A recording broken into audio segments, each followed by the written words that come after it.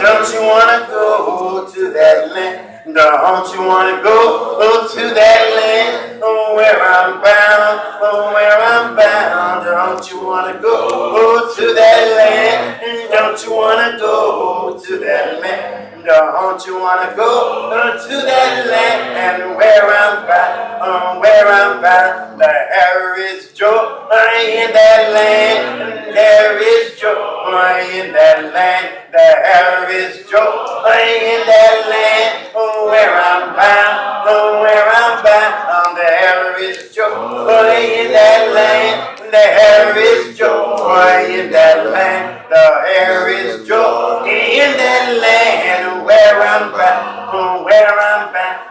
Don't you wanna go to that land? And don't you wanna go to that land? And don't you wanna go to that land? Oh, where I'm bound, oh, where I'm bound. Don't you wanna go to that land? And don't you wanna go to that land? Don't you wanna go to that land? And where I'm bound, oh, where I'm bound. Giving thanks to God once again to allowing me to stand before you and to break unto you God's holy and divine word. Also want to thank the leadership of this congregation for allowing me also again to stand before you and to preach unto you God's holy and divine word. Also want to thank my brother who is my father, God, for giving me this opportunity as well. If you have your Bible, turn me to Exodus 18. Exodus 18, I'm beginning reading at verse 13.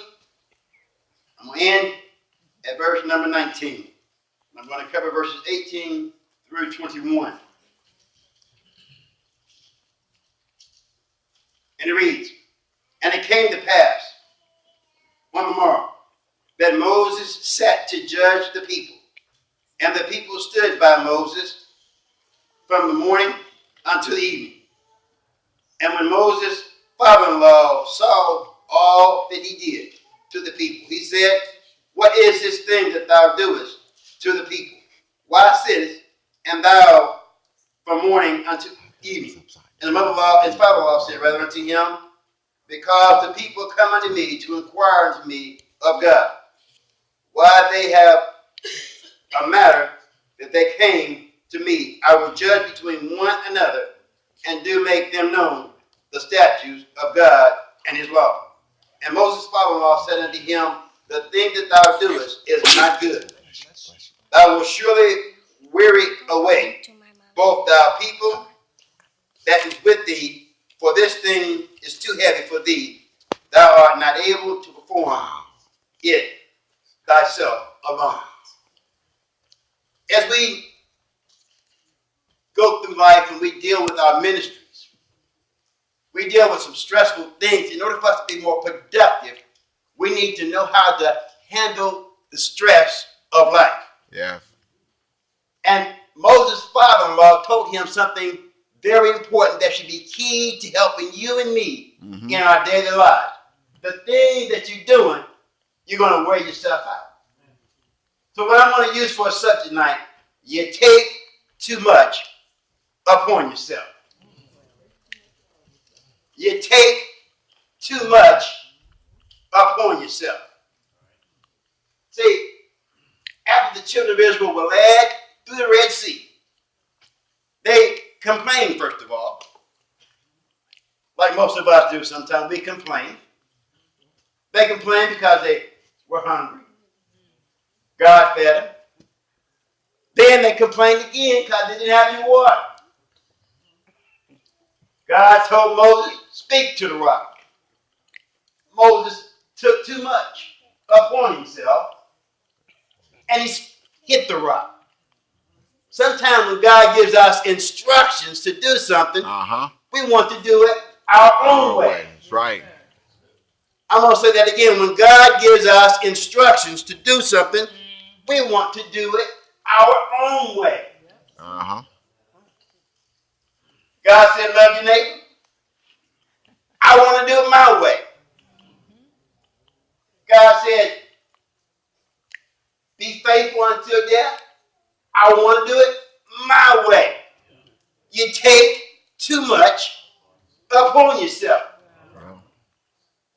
See, Moses' father-in-law came along at a unique time because he said, look, Moses, you are sitting down here. The people are standing up, and they come to you with all the problems. See, in leadership, everybody wants to come to leadership with all the problems. I'm sure on a daily basis, somebody's always knocking on Brother Hubbard's door. Always knocking on his door.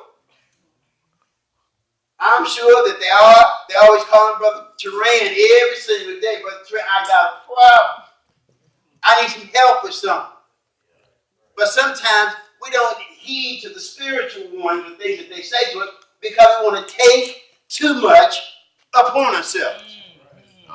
Preach. They say you need to be faithful. Well, if I do it my way, I'll just come on Wednesday. If I do it my way, I'll just stay at home and read my Bible. As I said before, some of us are half-minded and going to do it. We have half a mind to do what God says, and we're going to do it when we get ready. You take too much upon yourself. So Moses' father-in-law said, look, here's what you need to do. You need to teach some men and groom them so that they can help you out. Sometimes leadership, you can't do it all by yourself. When you are directing the ministry, you can't do that all by yourself. It's not all about you, not about me. Sometimes we want to take too much upon ourselves and say, if nobody else is going to do it, I'm going to do it all by myself. You're putting a lot of pressure on yourself, church. You're taking too much. You can't handle the pressure of everything on your own shoulders by yourself.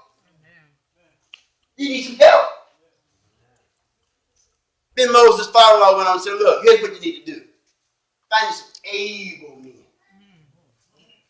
Let me say that again. Find you some able men. If we put a poster or ad in the bulletin, wanted able men in the church, I wonder how many able men will respond. You might be able, but you need to be seasoned, ready to do this thing for God. This ministry that we are involved in, it's not a game. Leadership don't take too much on themselves and say, well, we're just going to open up on Sunday morning and call it a day. Because if they did that, they take too much upon themselves. If they decide, well, we're just going to skip the sermon, skip the feeding of the church, just have psalm service every Sunday. That's good. It edifies the body. But you need some substance sometimes.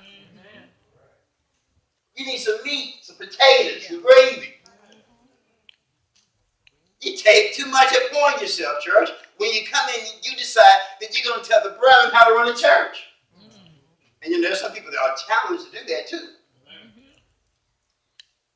They're going to say, well, you know, Brother Terrace, this is how I think it should run. You're not doing it right, Brother Terrace. You need to do it my way. We got too many me's and too many I's in the church. Me, I, me. You know, Nebuchadnezzar had that problem too. When he built that statue, that tall statue, it's all about him. My glory, my honor. God said, look, here's what I'm going to do to you, Nebuchadnezzar. I'm going to humble you. I'm going to make you go into the fields and eat like an animal.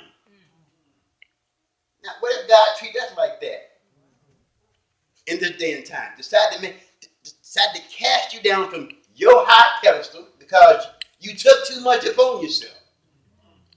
There's a lot of men in the Bible that took too much upon themselves that didn't do what God told them to do.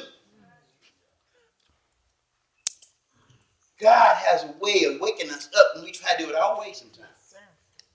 But anyway, his father-in-law said, pick able men. Some men that God fearing, that don't want to cause any trouble.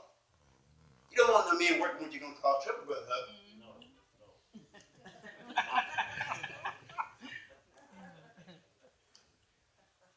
And if you do have them that cause trouble, the church can see it.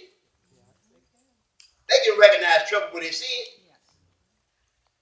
And they're going to run from it. But when you take too much upon yourself, you decide that I'm the God and there is no God. And on that note, I'm going to share something informative to you. Joe Osteen, he teaches that we all are gods. He says that we don't need God. He said you can solve your own problem without God. And he gave us his program. He doesn't have one Bible up there on the pulpit. But we're not gods. We're made in the image of God, but we're not gods ourselves. That's when you take too much upon yourself. So what are you saying about it? We need to focus on letting our burdens be taken to other people. Moses' father-in-law said, you handle the big things, let them handle the small things. Sometimes, church, we need people in the church that can take care of the small things and let the leaders take care of the big things. You don't always call Brother Hubbard, Brother Warren, Brother Terrace when you got a problem. You can call me. My show may not be there, but I'm there to help you bear that burden.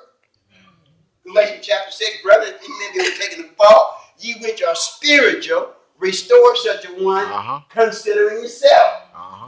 Amen. When you take too much upon yourself, you don't consider yourself when you help anybody else. You think just because I come to church on Sunday morning, Sunday night, Wednesday, involved in some ministries, that I'm on the way to glory. Oh, Paul went on to say, don't deceive yourself. Don't deceive yourself. God knows you better than you know yourself. Amen. When you take too much upon yourself, you don't realize how many skeletons you have in your closet. In return, you leave the skeletons in somebody else's closet because you think, if I find out what their problem is, I can tell the whole world about this. So what I'm saying to you tonight is we need to focus on our ministries. Don't let ourselves get so stressed out because God is always on our side. Amen. He's always there to help you in your ministry, whatever it might be. Don't be discouraged. Don't give up on yourself because God hadn't given up on you. That's right. Amen. You may give up on yourself. You sit there. We all like to have that self-pity party. We don't invite